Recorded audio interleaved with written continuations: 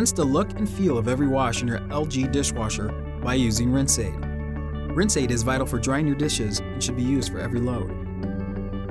The Rinse Aid dispenser is located on the door next to the detergent dispenser. Push the button to release the dispenser door and fill with Rinse Aid. Do not overfill. Your LG dishwasher allows you to adjust your Rinse Aid dispenser settings for maximum performance. The Rinse Aid dispenser is set to 3, which should provide the best performance under most conditions. However, if you have hard water and notice watermarks or mineral deposits on your dishes, increase the setting to 4 or 5. If mineral deposits remain even after you've changed your settings, adding a water softener or demineralizer may help. If your dishes are coming out streaky, then lower your settings down to 2 or 1. Please keep in mind that keeping Rinse Aid setting too low can contribute to poor drying performance.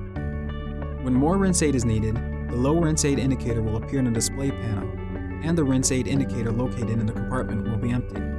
Thank you for watching our customer support video. We hope you enjoy your LG experience.